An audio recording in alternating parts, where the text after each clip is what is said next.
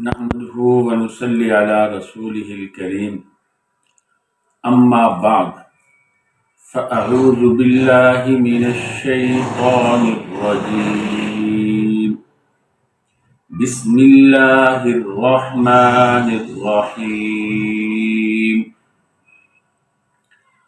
لله ما في السماوات وما في الأرض وَإِن تُبْدُوا مَا فِي أَنفُسِكُمْ أَوْ تُخْفُوهُ يُحَاسِبْكُم بِهِ اللَّهُ فَيَغْفِرُ لِمَن يَشَاءُ وَيُعَذِّبُ مَن يَشَاءُ وَاللَّهُ عَلَى كُلِّ شَيْءٍ قَدِيرٌ آمن الرسول بما أنزل إليه من ربه والمؤمنون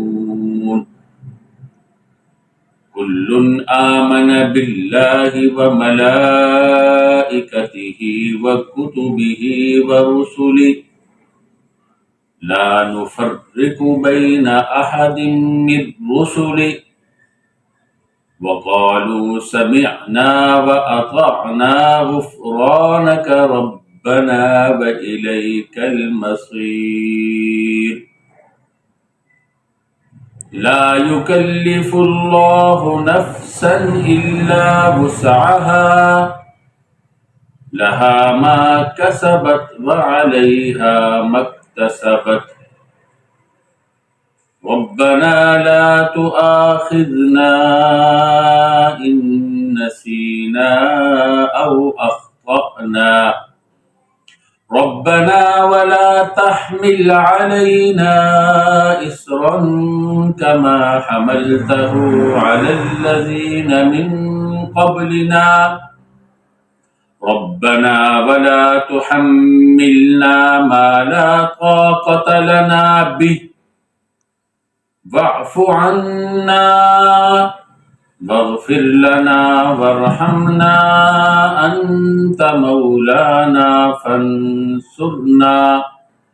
فانصرنا على القوم الكافرين صدق اللہ العظیم۔ اللہ رب العزت نے للہ ما فی السماوات و ما فی الارض کے اندر فرمایا جو کچھ بھی ہے وہ اللہ رب العزت ہی اس کے مالک ہیں، اللہ ہی کے لیے ہے۔ ما فی السماوات جو کچھ آسمانوں میں ہے، و ما فی الارض جو کچھ زمینوں میں ہے، اللہ ہی اس کے مالک ہیں۔ یہ وہ چیزیں ہیں جن کا اللہ تعالیٰ نے ذکر کیا ہے، مادی چیزیں ہیں۔ اگر کوئی کہے کہ جو چیزیں مادی نہیں ہیں، اس کا مطلب ہے کہ اللہ تعالیٰ کی صرف مخلوقات وہی ہیں جو مادی ہیں، اس لیے کہ اللہ نے صرف مادی چیزوں کو ذکر کیا ہے، جسم والی چیزوں کو ذکر کیا ہے۔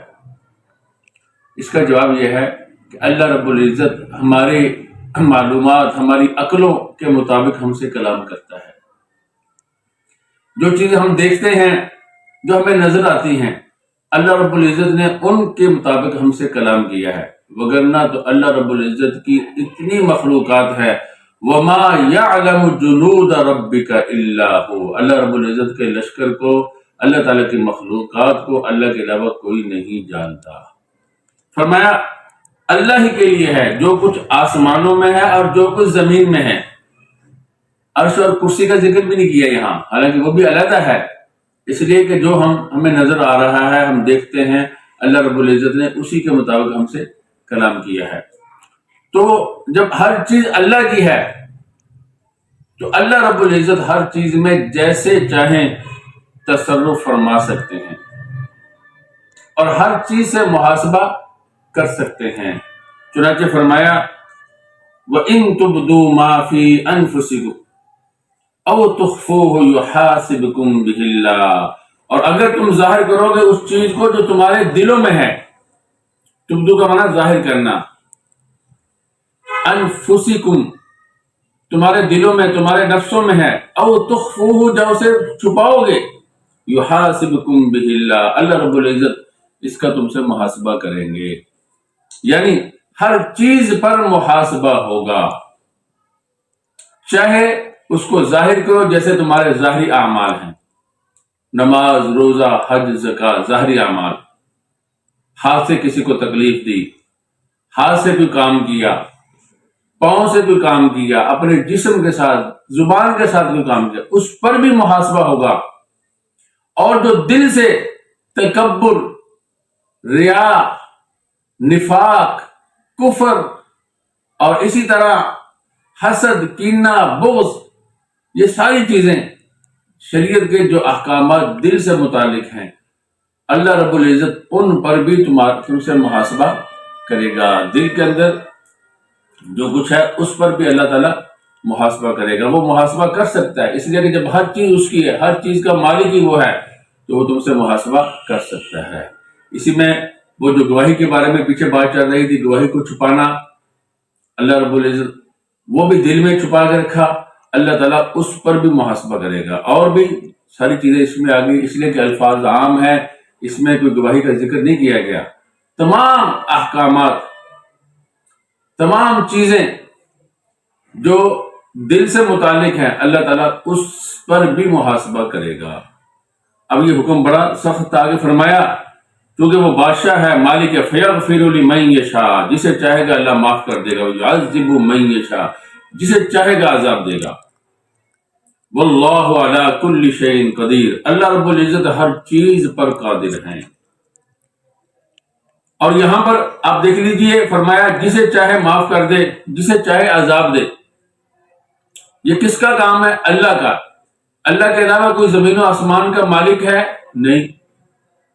اللہ کے علاوہ زمین و آسمان کی پوشیدہ مخفی چیزوں کو کوئی پیدا کرنے والا ہے؟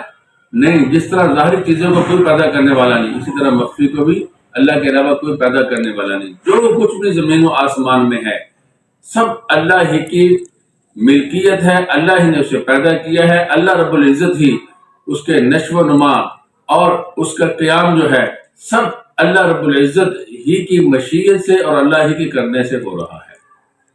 اس لیے وہی جس کو چاہے پوچھ سکتے ہیں۔ دل کی جو باتیں ہیں، جو دلوں میں چھپاؤ گے، اللہ اس کے بارے میں بھی تم سے محاسبہ کرے گا۔ جو ظاہر کرو گے، اللہ اس کے بارے میں بھی تم سے محاسبہ کرے گا۔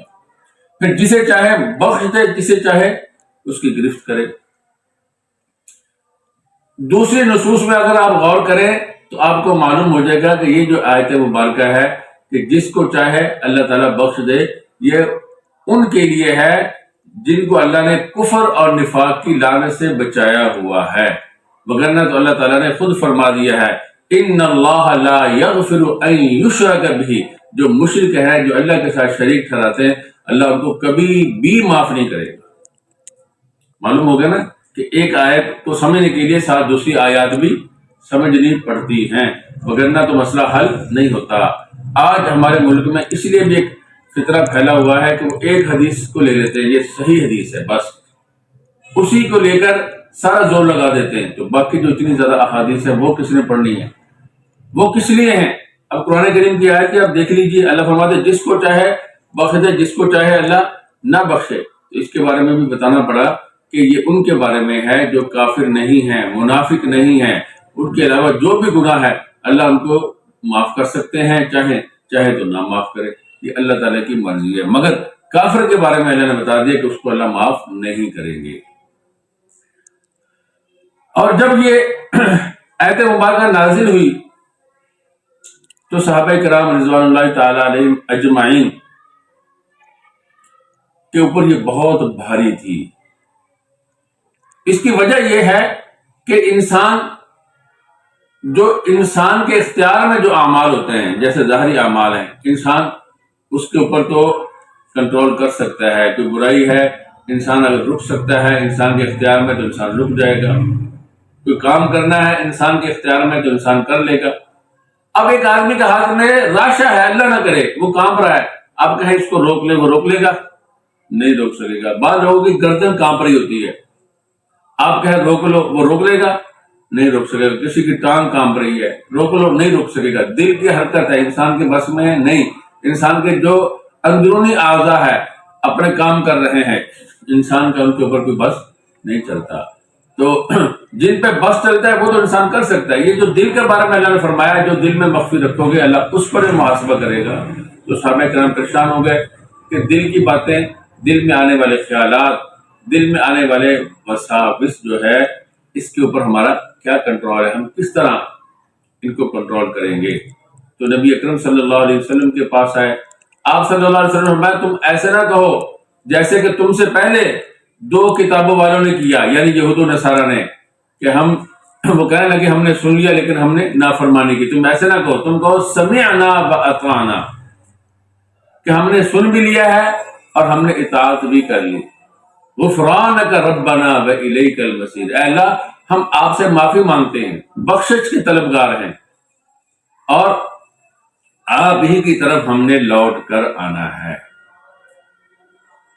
تو جب صحابہ کرام نے یہ کہا تو اللہ رب العزت نے اس آیت کا کیا مطلب ہے اس کی وضاحت کر دی کہ یہ جو حساب ہوگا یہ امور اختیاریہ پر ہوگا، جو اپنے اختیار سے جس چیز پہ دل جما لیا، کوئی عقیدہ فاسد عقیدے ہیں اس پہ دل جما لیا، کوئی ایسی بات جو اسلام کے خلاف ہے یا وہ گناہ کی چیز ہے جیسے تکبر ہے، حسد ہے، کینہ ہے، بغض ہے، ریا ہے، اپنے اختیار سے اگر دل کو وہاں جمایا اس پر حساب ہوگا۔ جو غیر اختیاری چیزیں ہیں ان پر حساب نہیں ہوگا۔ ایک حدیث میں ہے ان اللہ تجاوز عن امتی اما حدثت انفسها ما لم يتکلموا او یعملوا بھی، اللہ رب العزت نے وہ چیزیں جو میری امت کے دلوں میں وساوس آتے ہیں، پیدا ہوتی ہیں، اللہ تعالیٰ نے ان سے تجاوز فرما دیا، معاف فرما دیا، جب تک اس پہ عمل نہ کرے یا اس کے مطابق گفتگو نہ کرے، یعنی گفتگو بھی عمل کا ہی ایک طریقہ ہے۔ تو اللہ تعالیٰ نے تجاوز فرما دیا ہے ان چیزوں سے۔ تو خلاصہ یہ ہوا کہ جو اپنے اختیار سے دل کے اندر کسی بات کو سوچو گے اور اس کو جما لو گے اس پر محاسبہ ہوگا، جو غیر اختیاری ہیں ان پر محاسبہ نہیں ہوگا۔ تو اللہ رب العزت نے جنہوں نے ایماندار مؤمنین صحابہ کرام ان کی تعریف کی، فرمایا آمن الرسول بما انزل الیہ من ربہ والمؤمنون، اعتقاد ہے رسول کا بھی، یعنی ایمان لایا رسول، یعنی رسول کا بھی یقین ہے، اعتقاد ہے اس پر جو نازل کیا گیا اس کی طرف، اس کے رب کی طرف سے۔ رسول سے مراد ہے رسول اللہ صلی اللہ علیہ وسلم، یعنی اللہ کے نبی صلی اللہ علیہ وسلم پہ جو کچھ نازل کیا گیا اللہ کے نبی صلی اللہ علیہ وسلم بھی اس پر ایمان لائے ہیں، ان کو بھی پختہ یقین ہے، ان کا بھی اعتقاد ہے کہ یہ سب کو جو بھی میرے پر نازل کیا گیا بالکل ٹھیک ہے۔ والمؤمنون، اور ایمان والوں کا بھی اعتقاد ہے، یعنی مؤمن جو ہے وہ بھی ایمان لے کر آئے۔ لفظی ترجمہ تو یہ ہے کہ ایمان لائے رسول صلی اللہ علیہ وسلم اس پر جو نازل کیا گیا ان کی طرف، ان کے رب کی طرف سے، اور مؤمنین کل آمن باللہ وملائکتہ وکتبہ ورسلہ، تمام کے تمام رسول صلی اللہ علیہ وسلم بھی اور ایمان والے بھی ایمان لائے اللہ پر کہ اللہ وحدہ لا شریک ہے، اللہ واجب الوجود ہے، جس طرح اللہ پہ ایمان لانا چاہیے اسی طرح ایمان لائے۔ وہ ملائکتی، اس کے فرشتوں پر کہ وہ ایک نورانی مخلوق ہے، نہ وہ کھاتی ہے نہ پیتی ہے، اور اللہ رب العزت کی نافرمانی بھی نہیں کرتی، ہر وقت اللہ تعالیٰ کی تسبیح ہاتھ میں مصروف اور مشغول رہتی ہے۔ وہ کتبی، اللہ کی کتابوں پر بھی ایمان لائے، وہ رسولی، اللہ کے رسولوں پر بھی، تمام رسولوں پر، لا نفرق، اور کہتے ہیں کہ ہم تفریق نہیں کرتے، بین احد من رسلی، اللہ کے رسولوں میں سے کسی کے بھی درمیان، جیسا کہ یہودیوں نے صرف حضرت موسیٰ علیہ السلام پہ ایمان لائے اور جو نہیں لائے وہ تو علیحدہ ہیں، اور عیسائی صرف حضرت عیسیٰ علیہ السلام پہ ایمان لائے،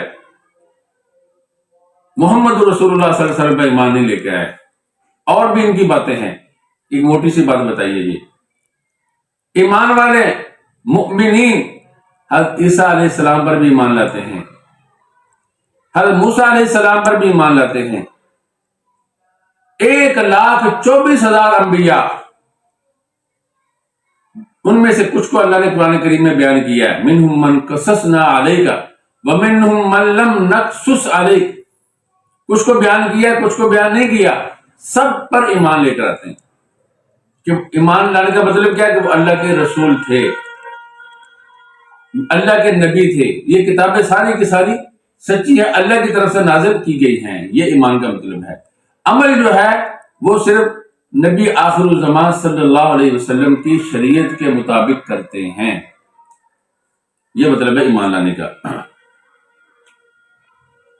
وقالوا سمعنا، اور انہوں نے کہا ہم نے سن لیا ہے، یعنی اللہ رب العزت کی طرف سے جو حکم نازل ہوا ہے انہوں نے یہ نہیں کہا جس طرح پہلے لوگوں نے کہا تھا، انہوں نے کہا ہم نے سن لیا ہے، وَأَطَعْنَا، اور ہم نے اطاعت کی، غفرانک ربنا، اے ہمارے رب ہم آپ سے بخشش چاہتے ہیں، وَإِلَيْكَ الْمَصِيرُ، اور آپ ہی کی طرف لوٹ کر جانا ہے۔ تو اس آیت کے اندر اللہ رب العزت نے ایمان والوں کی تعریف کی ہے کہ جب یہ حکم ان کو سخت بھی معلوم ہوا، محسوس ہوا، پھر بھی انہوں نے یہ نہیں کہا کہ ہم سے نہیں ہوگا، بلکہ یہ کہا سمعنا وَأَطَعْنَا غفرانک ربنا وَإِلَيْكَ الْمَصِيرُ۔ اور یہی شان ہے مسلمانوں کی، جو بھی اللہ کا حکم آتا ہے وہ سر تسلیم خم ہو جاتے ہیں۔ جو کافر ہیں وَأَمَّا الَّذِينَ فِي قُلُوبِهِم مَرَضٌ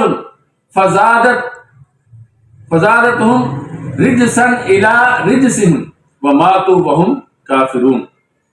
اللہ رب العزت نے فرمایا جو کافر لوگ ہیں وہ جب بھی کوئی حکم نازل ہوتا ہے تو وہ اپنی گندگی میں، کفر میں، نفاق میں، شرک میں اور بڑھ جاتے ہیں۔ ایمان والے جو ہیں وہ سر تسلیم خم ہو جاتے ہیں اور ان کا ایمان اور بھی زیادہ بڑھ جاتا ہے۔ تو ایمان والوں کی شان یہی ہے۔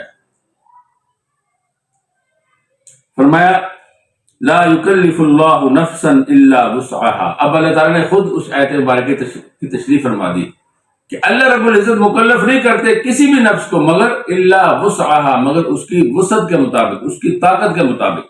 تو لہٰذا یہ جو اللہ نے فرمایا تھا وَإِن تُبْدُوا مَا فِي أَنفُسِكُمْ أَوْ تُخْفُوهُ يُحَاسِبْكُمْ بِهِ اللَّهُ، یہ ان امور کے بارے میں تھا جو امور اختیاریہ ہیں، جن کے اوپر تمہارا اختیار ہے، جو تمہاری وسعت میں ہے۔ فرمایا لَهَا مَا كَسَبَتْ وَعَلَيْهَا مَا اكْتَسَبَتْ، اور اس کے لیے وہ ہے جو اس نے کمایا اور اس کے خلاف وہ ہے جو اس نے کیا۔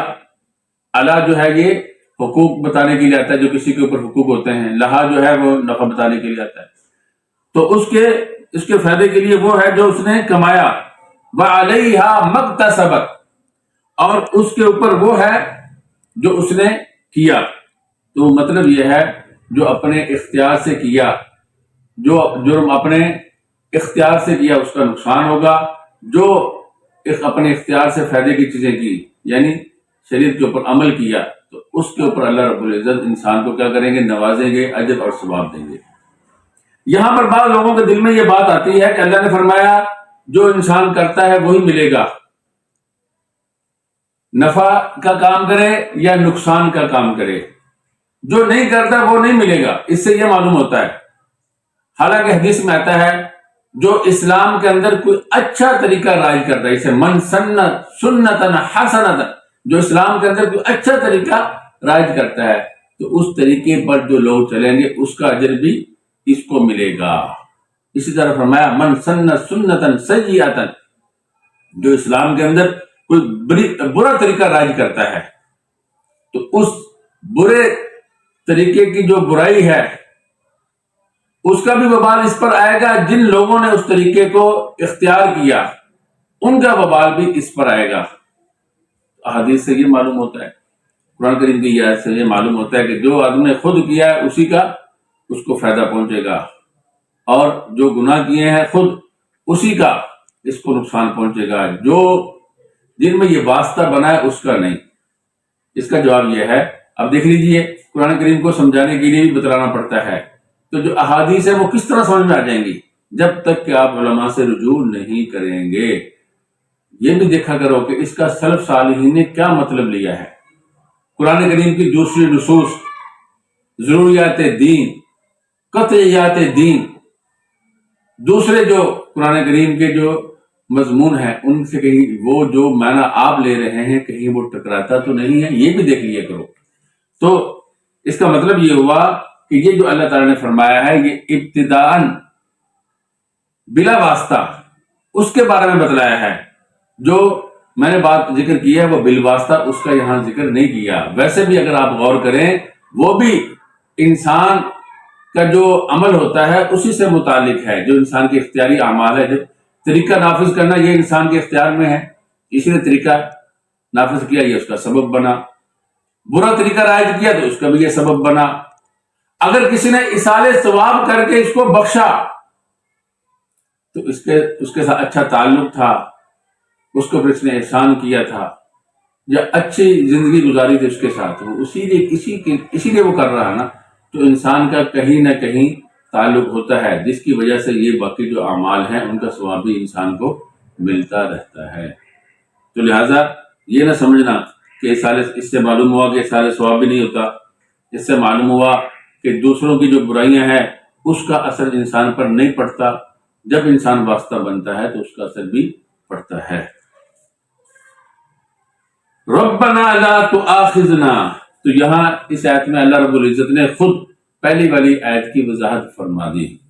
معلوم ہوا کہ اللہ رب العزت کے قرآن کریم کے اندر بھی کچھ آیتیں ایسی ہیں جن کی وضاحت کی ضرورت ہے، اسی لیے تو اللہ تعالیٰ وضاحت فرما رہے ہیں، اسی لیے تو وضاحت فرما رہے ہیں نا۔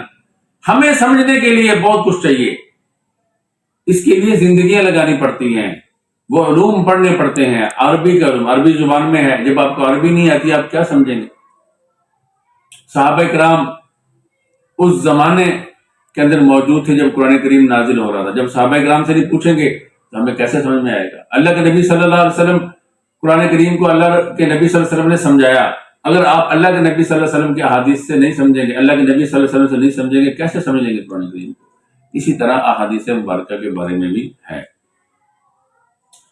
آگے اللہ تعالیٰ فرماتے ہیں ربنا لا تؤاخذنا ان نسینا او اخطأنا۔ ایمان والوں کو دعا سکھلا رہے ہیں، ہدایت فرما رہے ہیں، یوں کہو اے ہمارے رب ہم سے مواخذہ نہ کرنا اگر ہم بھول جائے یا ہم سے خطا ہو جائے، یعنی ہم بھول گئے یا ہم چوک گئے تو ہم سے مواخذہ نہ کرنا۔ ربنا ولا تحمل علینا اسرا کما حملتہ علی الذین من قبلنا۔ اے ہمارے رب نہ ڈالنا ہمارے اوپر اسرن سخت باری بوجھ، کما حملتہ جیسا کہ آپ نے ان لوگوں پر ڈالا، الذین من قبلنا جو ہم سے پہلے تھے، یعنی پہلے لوگوں کے اوپر آپ کو معلوم ہی ہے کہ بہت سخت بوجھ تھا، جیسے 50 نمازیں فرض تھی بعض روایت کے مطابق۔ اگر گناہ کر لیتے تھے دروازوں پہ لکھے جاتے تھے، اور بسا اوقات کہا جاتا تھا کہ گناہ کی توبہ کا طریقہ یہ ہے کہ اتنے لوگوں کو قتل کرو، وہ لوگ قتل کرنے پڑتے تھے۔ کپڑوں کو نجاست لگ جاتی تھی تو حکم ہوتا تھا اس کو جلا دو یا کاٹ دو۔ اسی طرح مال غنیمت کے بارے میں بھی آپ کو معلوم ہے کہ ان کے لیے وہ حلال نہیں تھی۔ تو اللہ رب العزت سے اللہ نے فرمایا کہ دعا کرو کہ اللہ ہمارے اوپر اس طرح بوجھ نہ ڈالنا جس طرح آپ نے پہلے لوگوں پر سخت بوجھ ڈالا۔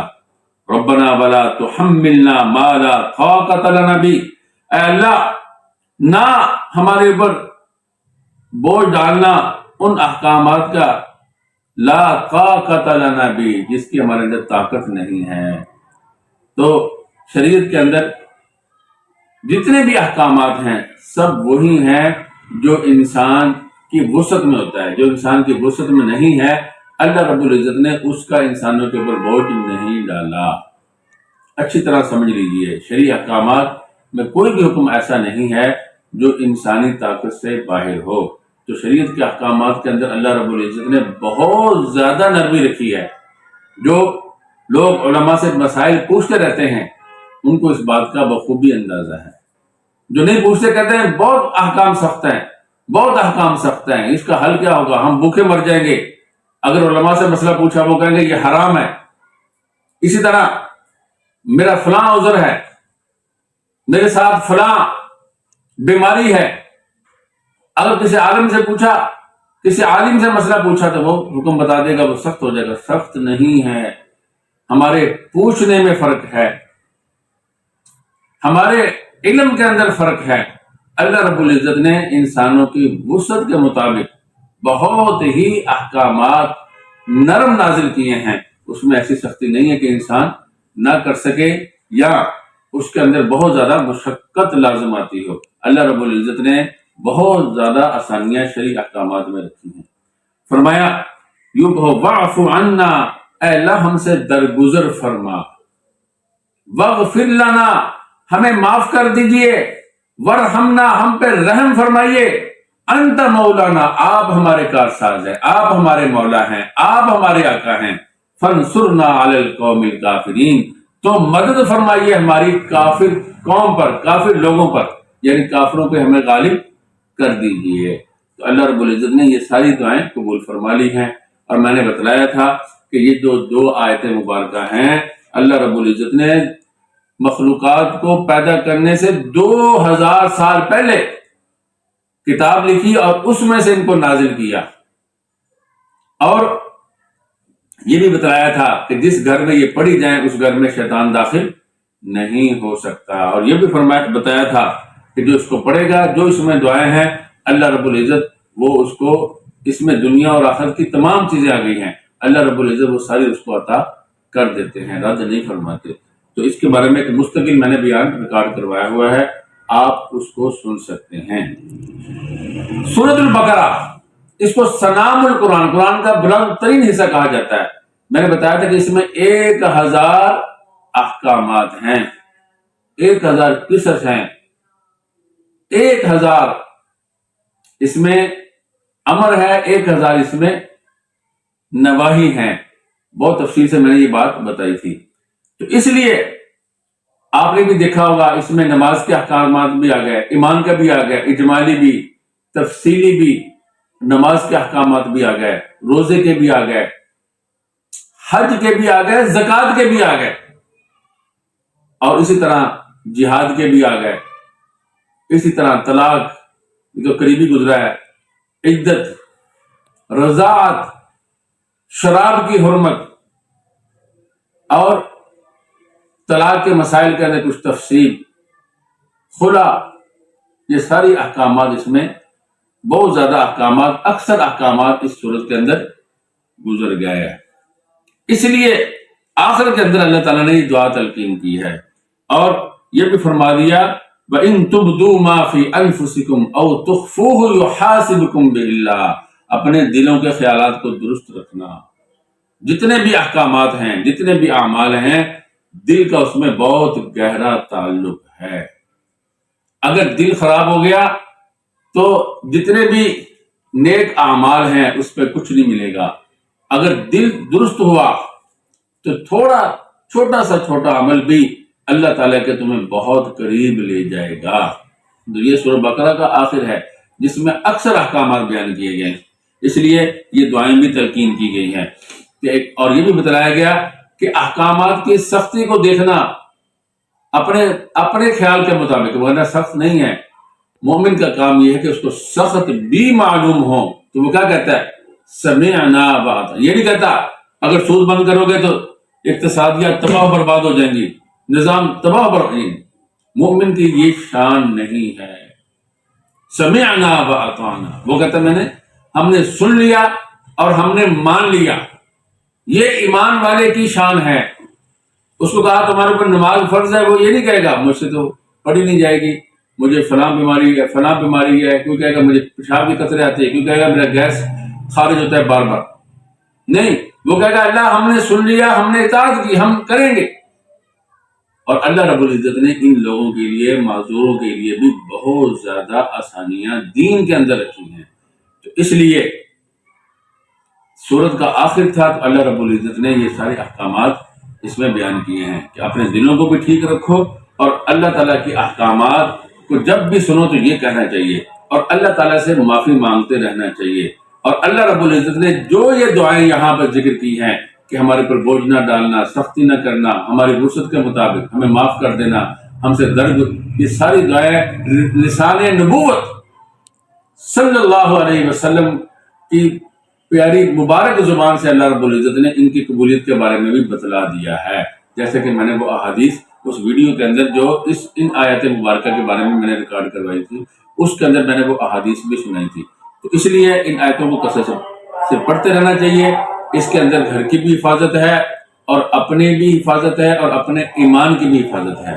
اور ہمیشہ وہی رویہ اختیار کرنا چاہیے جب اللہ اس کے رسول صلی اللہ علیہ وسلم کا حکم سامنے آئے جو اللہ تعالیٰ نے فرمایا ہے. سمعنا و اطعنا. بس کسی عالم نے بتایا کہ اللہ کا حکم یہ ہے، اس سے تمہیں نقصان نظر آ رہا ہے، لیکن یہی کہنا چاہیے سمعنا و اطعنا. دعا کیجیے اللہ رب العزت ہمیں صحیح معنی میں پکا سچا مومن مسلمان بننے کی توفیق عطا فرمائے. وآخر دعوانا الحمد للہ رب العالمین.